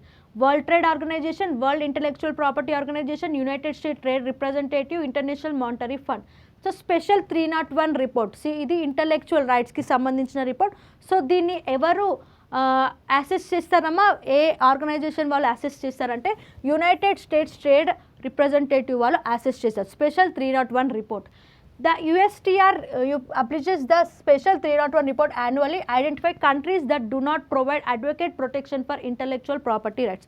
So ఎవరైతే ఇంటలెక్చువల్ ప్రాపర్టీ రైట్స్కి కరెక్ట్గా అసెస్ చేయలేకపోతారో, అడ్వకేట్గా అసెస్ చేయలేకపోతారో వాళ్ళని ఏ ఆర్గనైజేషన్ వాళ్ళు ఐడెంటిఫై చేస్తారమ్మా? USTR. What is this USTR? United State Trade representative. Okay, next, which city hosted the World Audio Visual and Entertainment Summit Waves 2025? Mumbai, Los Angeles, Cannes, Singapore. Waves 2025 అనేది ఏ ప్లేస్లో జరిగిందమ్మా? మనకు ముంబైలో జరిగింది. మే 1 నుంచి మే 4, 2025 వరకు మనకు ముంబైలో జరిగింది. అర్థమైందా? So the Waves Audio Visual and Entertainment Summit 2025 was hosted in Mumbai, Maharashtra from May 1 to 4, 2025 at the Jio World Convention Centre. ఏంటి? It was organised by Ministry of Information and Broadcasting. So ఎందుకు? మన ఇండియాని మీడియా కేటగిరీలో గ్లోబల్ హగ్గా transform చేయడానికి Waves Summit 2025ని మన ముంబై మహారాష్ట్రలో కండక్ట్ చేశారు మే 1 నుంచి 4 వరకు. ఎవరు ఆర్గనైజ్ చేశారమ్మా? Ministry of Information and Broadcasting వాళ్ళు ఆర్గనైజ్ చేశారు. Who is our Union Minister of Information and Broadcasting? Ashwini Vaishnaw. Almost 90 countries నుంచి 10,000 డెలిగేట్స్ అనేవి ఇందులో పార్టిసిపేట్ చేశారు. వేటి మీద డిస్కషన్స్ కొనసాగించారమ్మా? Broadcasting, digital media, animation, gaming and innovations మీద డిస్కషన్స్ అనేవి జరిగాయి. ఓకే, ప్రతి ఒక్కరు ఈ సెషన్ని లైక్ అండ్ షేర్ చేయండి. అండ్ మీ ఫ్రెండ్స్ అండ్ రిలేటివ్స్ ఎవరు ఉన్నా కూడా ఈ సెషన్ గురించి వాళ్ళకి ఇన్ఫార్మ్ చేయండి. ఇది చాలా యూజ్ అవుతుందమ్మా మీకు. Okay, next question, which country was ranked as the most terrorism affected nation in the global terrorism index 2025? Nigeria, Pakistan, Burkina Faso, Syria. So most terrorism అనేది 2024లో చూసుకున్నట్లయితే ఏ కంట్రీ ఎక్కువగా ఎఫెక్ట్ అయిందంటే బర్కినా ఫాసో. ఇవి ఆల్రెడీ మనం అన్ని డిస్కస్ చేసాం కాబట్టి this is going rapidly. Okay, Burkina Faso is ranked as the country most affected by terrorism according to Global Terrorism Index 2025. Okay. Next, the country recorded the highest number of deaths from terrorism in the world in 2024 with 1532 deaths. However, despite a 21 decrease in the number of deaths, Burkina Faso, so compared to 2024 తో compare చేస్తే number of deaths అనేవి 2025కి వచ్చేసరికి decrease అయింది. But world వైడ్గా చూస్తుంటే it is the most affected country in which terms in terrorism attacks. Okay, Burkina Faso. Next, which national park was recently declared India's 58th tiger reserve? Madhav National Park, Panna National Park, Satpura National Park, Bandipur National Park. So మధ్యప్రదేశ్లో చూసుకున్నట్లయితే మనకు మొత్తం ఇప్పటివరకు 8 national parks ఉండే. So రీసెంట్గా ఇంకొకటి tiger రిజర్వ్గా announce చేశారు. What is that? 9th tiger reserve ఉంది. సో మధ్యప్రదేశ్లో ఇప్పటివరకు 8 టైగర్ రిజర్వ్స్ ఉండే. సో రీసెంట్గా ఇంకొక టైగర్ రిజర్వ్ కూడా 9th టైగర్ రిజర్వ్గా అవుతుంది. సో దట్ ఈస్ ఇండియాలో చూసుకున్నట్లయితే it is the 58th tiger reserve. So what is that? Madhav National Park. So Madhav National park located in Madhya Pradesh శివ్పూర్ district. It was declared as the 58th tiger reserve on March 9, 2025. Okay, next. So SSC 2025 వాళ్ళకి సంబంధించి మనకు free rankers batch అనేది initiative కొత్తగా తీసుకొచ్చాం కదా. So ప్రతి ఒక్కరు దీన్ని సీరియస్గా ఫాలో అవ్వండి. సో మీరు ఖచ్చితంగా ఎగ్జామ్ని క్రాక్ చేస్తారు. సో ఎస్ఎస్సి 2025-26కి సంబంధించిన క్యాలెండర్ అనేది రిలీజ్ అయింది కదా. సో దీనికి సంబంధించిన ఎలిజిబిలిటీ అదేవిధంగా నోటిఫికేషన్ డేట్స్ అనేవి మీరు ఒకసారి చెక్ చేసుకోండి. సో జూన్ మంత్లో చూసుకున్నట్లయితే మనకు 6 to 7 నోటిఫికేషన్స్ అనేవి రిలీజ్ అవ్వబోతున్నాయి. సో దీనికోసం మేము ఈ ఫ్రీ ఇనిషియేషన్ అనేది స్టార్ట్ చేసాం. మేము మీకోసం ఎఫర్ట్స్ పెడుతున్నాం కాబట్టి మీరు మా కోసం జస్ట్ లైక్ అండ్ షేర్ చేయండి. That's full. SSC 2025 free rankers batch features ఏంటంటే ఇందులో మొత్తం 15 mock exams, previous years exams అనేవి ఉంటాయి. వాటికి సంబంధించి ఫ్రీ పేపర్ ఎక్స్ప్లెనేషన్ ఉంటుంది. సో అదేవిధంగా చందన్ సార్ నుంచి మీకు కంప్లీట్ గైడెన్స్ అనేది కూడా ఉంటుంది. SSC CGL 2025 special batch course is available on Chandan logistics. ఇందులో అన్ని ఎస్ఎస్సి ఎగ్జామ్స్ కవర్ అయ్యే విధంగా ఈ కోర్స్ అనేది డిజైన్ చేశారు. సో ఈ క్లాసెస్ అనేవి మనకు తెలుగు మీడియంలో ఉంటాయి, అదేవిధంగా ఇంగ్లీష్ మీడియంలో కూడా అవైలబుల్గా ఉంటాయి. SSC CGL 2025 special batch course కూడా మన చందన్ లాజిస్ యాప్లో అవైలబుల్ ఉంది. ఈ క్లాసెస్ కూడా మనకు తెలుగు మీడియంలో ఉంటాయి, అదేవిధంగా ఇంగ్లీష్ మీడియంలో అవైలబుల్గా ఉంటాయి. SSC CHSL 2025 special batch course కూడా మన చందన్ లాజిస్ యాప్లో అవైలబుల్ ఉంది. ఈ క్లాసెస్ కూడా మనకు తెలుగు మీడియంలో ఉంటాయి, అదేవిధంగా ఇంగ్లీష్ మీడియంలో అవైలబుల్గా ఉంటాయి. ఎస్ఎస్సి CBO ప్రిలిమ్స్ ప్లస్ మెయిన్స్కి సంబంధించి కంప్లీట్ కోర్స్ కూడా మన చందన్ లాజిస్ యాప్లో అవైలబుల్ ఉంది. ఈ క్లాసెస్ కూడా మనకు తెలుగు మీడియంలో ఉంటాయి, అదేవిధంగా ఇంగ్లీష్ మీడియంలో అవైలబుల్గా ఉంటాయి. SSC GD 2025 special batch course కూడా మన చందన్ లాజిస్ యాప్లో అవైలబుల్ ఉంది. ఈ క్లాసెస్ కూడా మనకు తెలుగు మీడియంలో ఉంటాయి, అదేవిధంగా ఇంగ్లీష్ మీడియంలో అవైలబుల్గా ఉంటాయి. SSC MTS 2025 special batch course కూడా మన చందన్ లాజిస్ యాప్లో అవైలబుల్ ఉంది. ఈ క్లాసెస్ కూడా మనకు తెలుగు మీడియంలో ఉంటాయి, అదేవిధంగా ఇంగ్లీష్ మీడియంలో అవైలబుల్గా ఉంటాయి. SSC JEE 2025 special batch course కూడా మన చందన్ లాజిస్ యాప్లో అవైలబుల్ ఉంది. ఈ క్లాసెస్ కూడా మనకు తెలుగు మీడియం ఉంటాయి, అదేవిధంగా ఇంగ్లీష్ మీడియంలో అవైలబుల్గా ఉంటాయి. ఎస్ఎస్సి స్టెనోగ్రాఫర్కి సంబంధించిన స్పెషల్ బ్యాచ్ కోర్స్ కూడా మన చందన్ లాజిస్ యాప్లో అవైలబుల్ ఉంది. ఈ క్లాసెస్ కూడా మనకు తెలుగు మీడియంలో ఉంటాయి, మరి ఇంగ్లీష్ మీడియంలో అవైలబుల్ ఉంటుంది. అన్లిమిటెడ్ యాక్సెస్ ఉంటుంది. నెంబర్ ఆఫ్ టైమ్స్ మనం మాక్ టెస్ట్ రాసుకోవచ్చు. టాపిక్ వైజ్ మాక్ టెస్ట్, అదేవిధంగా ఫుల్ లెంత్ మాక్ టెస్ట్ కూడా ఉంటుంది. ప్రీవియస్ పేపర్ ఎక్స్ప్లెనేషన్ కూడా ఉంటుంది. PDFs కూడా ప్రొవైడ్ చేస్తారు. 0 to హీరో కోర్స్ ఎవరైతే నాన్ మ్యాథ్స్ స్టూడెంట్స్ ఉంటారో, ఎవరైతే మ్యాథ్స్ కష్టంగా ఫీల్ అవుతారో వాళ్ళకి 0 to హీరో కోర్స్ అనేది మీకు చాలా యూజ్ అవుతుంది. With best tricks with in a short period of time మీరు మ్యాథ్స్లో ఎగ్జామ్స్లో ప్రాబ్లమ్ సాల్వ్ చేయాలంటే this course is the best course. RRB group డీకి సంబంధించిన స్పెషల్ బ్యాచ్ కోర్స్ కూడా మన చందన్ లాజిస్ యాప్లో అవైలబుల్ ఉంది. ఈ క్లాసెస్ కూడా మనకు తెలుగు మీడియంలో ఉంటాయి, అదేవిధంగా ఇంగ్లీష్ మీడియంలో అవైలబుల్గా ఉంటాయి. ఆర్ఆర్బీ NTPCకి సంబంధించిన స్పెషల్ బ్యాచ్ కోర్స్ కూడా మన చందన్ లాజిస్ యాప్లో అవైలబుల్ ఉంది. ఈ క్లాసెస్ కూడా మనకు తెలుగు మీడియంలో ఉంటాయి, అదేవిధంగా ఇంగ్లీష్ మీడియంలో అవైలబుల్గా ఉంటాయి. RRB ALP 2025 special batch course కూడా మన చందన్ లాజిస్ యాప్లో అవైలబుల్ ఉంది. ఈ క్లాసెస్ కూడా మనకు తెలుగు మీడియంలో ఉంటాయి, అదేవిధంగా ఇంగ్లీష్ మీడియంలో అవైలబుల్గా ఉంటాయి. RRB ALP 2025 CBT1 as well as CBT2కి సంబంధించిన కంప్లీట్ కోర్స్ కూడా మన చందన్ లాజిస్ యాప్లో అవైలబుల్ ఉంది. ఈ క్లాసెస్ కూడా మనకు తెలుగు మీడియంలో ఉంటాయి, అదేవిధంగా ఇంగ్లీష్ మీడియంలో అవైలబుల్గా ఉంటాయి. బ్యాంక్ SSC RRBకి సంబంధించిన కాంబో కోర్స్ కూడా మన చందన్ లాజిస్ యాప్లో అవైలబుల్ ఉంది. ఇందులో అన్ని ఎగ్జామ్స్ సిలబస్ కవర్ అయ్యేది ఈ కోర్స్ అనేది డిజైన్ చేశారు. సో ఈ క్లాసెస్ కూడా మనకు తెలుగు మీడియంలో ఉంటాయి, అదేవిధంగా ఇంగ్లీష్ మీడియంలో అవైలబుల్గా ఉంటాయి. సో ఇప్పటివరకు ఎవరైతే లైక్ అండ్ షేర్ చేయలేదో ప్రతి ఒక్కరు లైక్ అండ్ షేర్ చేయండి. మేము మీకోసం ఫ్రీ ర్యాంకర్స్ బ్యాచ్ అనేది ఇనిషియేషన్ స్టార్ట్ చేశాం కాబట్టి మీరు జస్ట్ మా కోసం లైక్ అండ్ షేర్ చేయండి. అది మాకు చాలా ఎంకరేజింగ్గా ఉంది. ఇంకా ముందు మేము చాలా ఇనిషియేటివ్స్తో మీ ముందు ఉంటాం. ఓకే, బ్యాంక్ మహాప్యాక్ ఎవరైతే బ్యాంక్ ఎగ్జామ్స్కి ప్రిపేర్ అవుతున్నారో బ్యాంక్ మహాప్యాక్ అనేది మీకు చాలా యూజ్ అవుతుంది. సో ఇందులో అన్ని బ్యాంక్ ఎగ్జామ్స్కి సంబంధించి సిలబస్ అనేది కవర్ అవుతాయి. RBI, LIC and other insurance ఎగ్జామ్స్కి సంబంధించిన సిలబస్ కూడా ఈ కోర్స్లో కవర్ అవుతుంది. ఈ క్లాసెస్ కూడా మనకు తెలుగులో ఉంటాయి, అదేవిధంగా ఇంగ్లీష్ మీడియంలో కూడా అవైలబుల్గా ఉంటాయి. TGPSC, APPSCకి సంబంధించిన గ్రూప్ 2 కోర్సెస్ కూడా మన చందన్ లాజిస్ యాప్లో ఉంది. ఈ క్లాసెస్ కూడా మనకు తెలుగు మీడియంలో ఉంటాయి, అదేవిధంగా ఇంగ్లీష్ మీడియంలో కూడా అవైలబుల్గా ఉంటాయి. APPSC, TGPSC సంబంధించిన SI కానిస్టేబుల్ కోర్సెస్ కూడా మన చందన్ లాజిస్ యాప్లో అవైలబుల్ ఉంది. ఈ క్లాసెస్ కూడా మనకు తెలుగు మీడియంలో ఉంటాయి, అదేవిధంగా ఇంగ్లీష్ మీడియంలో అవైలబుల్గా ఉంటాయి. UPSC CSAT special batch course కూడా మన చందన్ లాజిస్ యాప్లో అవైలబుల్ ఉంది. ఈ క్లాసెస్ కూడా మన తెలుగు మీడియం ఉంటాయి, అదేవిధంగా ఇంగ్లీష్ మీడియంలో అవైలబుల్గా ఉంటాయి. సింగిల్ సబ్జెక్ట్ కోర్సెస్ కూడా మన చంద్రలో యాప్లో అవైలబుల్ ఉంది. ఈ క్లాసెస్ కూడా మనకు తెలుగు మీడియంలో ఉంటాయి, అదేవిధంగా ఇంగ్లీష్ మీడియంలో అవైలబుల్గా ఉంటాయి. టీజీపీఎస్సీ వీఆర్ఓ వీఆర్కి సంబంధించిన స్పెషల్ బ్యాచ్ కోర్స్ కూడా మన చంద్రలో యాప్లో అవైలబుల్ ఉంది. ఈ క్లాసెస్ కూడా మనకు తెలుగు మీడియంలో ఉంటాయి, అదేవిధంగా ఇంగ్లీష్ మీడియంలో అవైలబుల్గా ఉంటాయి. ఏపీ హైకోర్టుకి సంబంధించిన స్పెషల్ బ్యాచ్ కోర్స్ కూడా మన చంద్రలో యాప్లో అవైలబుల్ ఉంది. ఈ క్లాసెస్ కూడా మనకు తెలుగు మీడియంలో ఉంటాయి, అదేవిధంగా ఇంగ్లీష్ మీడియంలో అవైలబుల్గా ఉంటాయి.